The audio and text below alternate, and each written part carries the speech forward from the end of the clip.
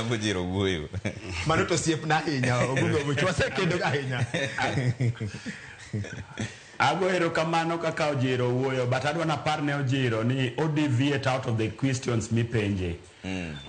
Ipenjo penjo maber ni wawuoyo idwa ni mondo Ojiro react e wach mar affordable housing to gi wach mar SHA.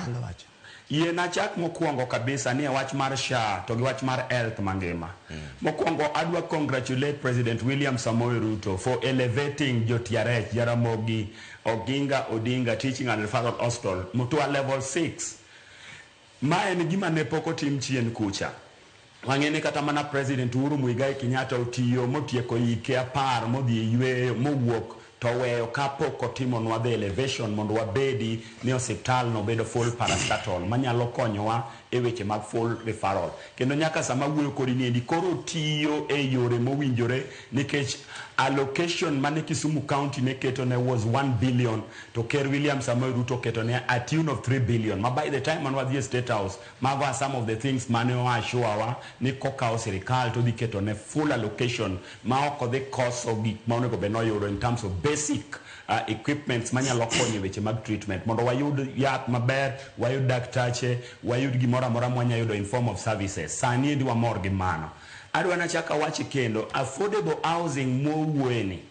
Nitiere kaka affordable housing ni ji duto te kaka wan jo Azimio moluor Raila Amolo Odinga ne ni kode manifesto ne. William Samoei Ruto ne ni kode manifesto ne. Ne en gima nobedo challenge before the court of law. Court no chako miye goodwill. Samoa dhigo mbele niendi wadwa wacho ni affordable housing migero in each county mokwongo ose change the face of those counties. To jok ma bende tiyo kuondego ne waneno kata mana kawuono wang' jowi Ramogi ka nyako moro wacho ni kawuono koro nyalo yudo kako nyalo keto chiemo e mesa nikech koro tich oseng'eyo kendo koro nyalo dolo chuma.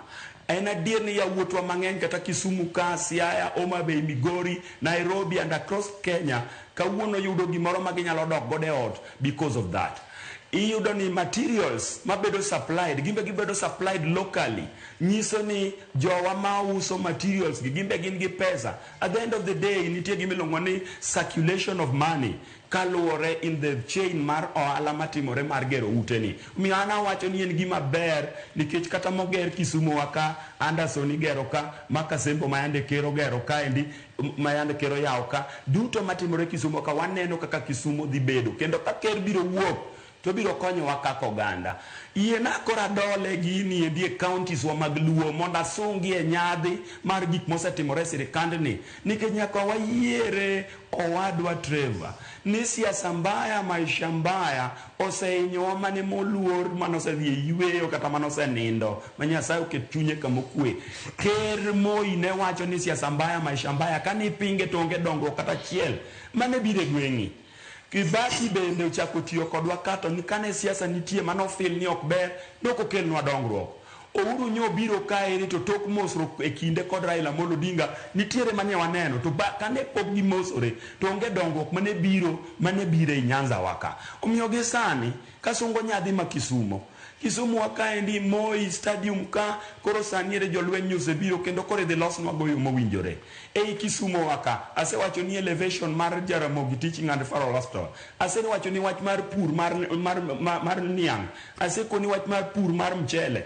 Yiena mondo chaka koni kendo Kabonyo Aquaculture kama koro iloso factory maduong' madhi konyo ya jowa to dhi keto rech bende ma ji jowa nyalo yudo fingerlings kanyo to kanyo bende koro gik moko biro bedo mopogore weche mag pur mag rech. Magi gin gik moko duto madhi mbele mwanene e Kisumu waka. Te Kisumu waka endi e sirikal mar William Samoei Ruto osebedo ka en gauge joma tindo through PS Raymond Omolo Ojiro wuoyo kuome kanyo no. Ka ng'iyo ni to vijande wete wanyalo bedo empowered nadi. Nitie vijande moseyudo tuk, nitie vijande moseyudo boda. Magi gin gik mane pok otimore e sirikal machien kucha. Ma e sirikal movalu jo boda kendo nyalo bedo godo piny mondo gogo mbaka. Ma sirikal movalu mama mboga kendo nyalo timnegi arambi kendo ginyalo ng'eyo kaka gi develop. Ka wawu Kisumu ka we wadhi Siaya waneno stadium ma Siaya ka Ker William Samoei Ruto otieko gero kendo mano en gima wanyalo wacho to chako gik ma osebedo katimore kendo Siaya Referral Hospital en gima Ker osewacho ni osekete pesa nodhi loso mondo mi okony go josiaya. Nderni mathoth nye waneno ka ker nyodhi Siaya kaka nyo wacho kaka nderni go oseket gi budget kendo ji duto yiere ni mago gin gik manie budget ma wabunge ma represent those various constituencies oyie mago gik mantie. Kwa dhi Migori ker tieko stadium to Migori bende nitie nderni mathoth migoyo lam. Kwa wuok Migori wadhi Homa Bay. Homa Bay e kama koro ji neno ni ker ogoye tach kendo osetiye moingo kamoro amora nikech kanyo nitiere paya to kanyo nitiere fresh fish market ma ker ogero to kanyo ker ogero state lodge ogero Homa Bay to nitiere quite a number of projects ma ker otimo kanyo. Omiyo yiena mondo awachi ni an amor gi ker to nikech ne ok adware be ne ok agone ombulu to timonwa gik mabe kata ka nohero doko timonwa nikech ker mosebedo loch higni go duto te ok osegerowa kaka oganda Luo nikech ok osebedo ka wadwarogi. Omiyo Ruto kotiyonwa gi pesa motiyonwa gogi to kawo yawuot Luo keto machiegni kendo konye e sirikal. Ker oparo yawuot Luo momiyo wabunde ma PS Raymond Molo mobeti kawuono koro idhi ndik police officers karibu 10,000. Mano yawuotwa bende biro yudo nafas mar donje to jo-Kenya be biro yudo nafas mar donje. Adwa challenge Ojiro ni agudi dibeta en ng'ama kwano ni mato ber, mato ber, mato ber, mato rach, mato rach. Ojiro ok nyal bedo ni chakre ne wachak wuoyo en onge gima ber ma ker osetimo duto rachne. Emomiyo adwa challenge ni kaka japiny katiba wa omiye ratiro ni kofil ni gik moko ma ker timo ok ber.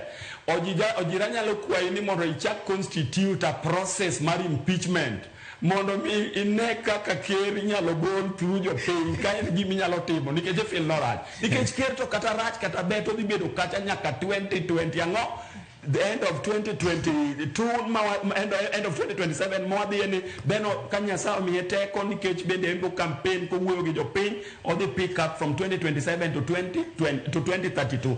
Onge kere historia mar piny Kenya ma osedhi dichiel duto osedhi diriyo omiyo 2 term to en gima is confirmed.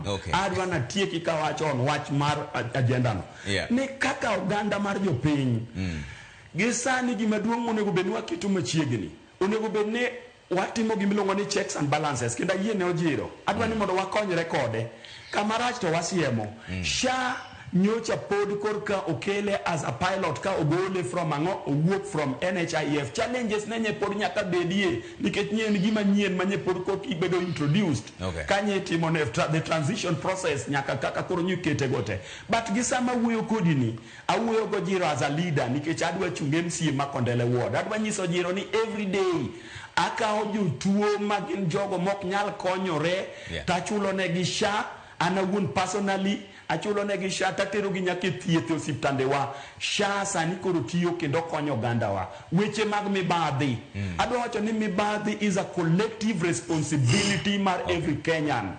Kana wuon Obungu Owich ane machiwo bribe kata soya to ng'ama moko kawa soya cha ng'achara tambarach wachaki kaka jopiny ni mondo watiek soya mondo watiek mibadhi nyakwa bet piny kuom leaders obed MCAs elected leaders non-elected leaders the religious leaders nyaka president kadhi malo obed a collective responsibility. Ker ok nyagore gi mibadhi kende ng'ata achiel to police to kawo pesa kondele gokinyi en roundabout police to kawo pesa kawo pesa roundabout makure ma jaramo ma Patels to police to kawo pesa roundabout mar Kisumu Boys police to kawo pesa Nairobi. Corruption nyaka wa fight waduto wateka ka jopiny joma kiwa soya gi joma kawa soya wayiere ni corruption en gima rach mondo watieke.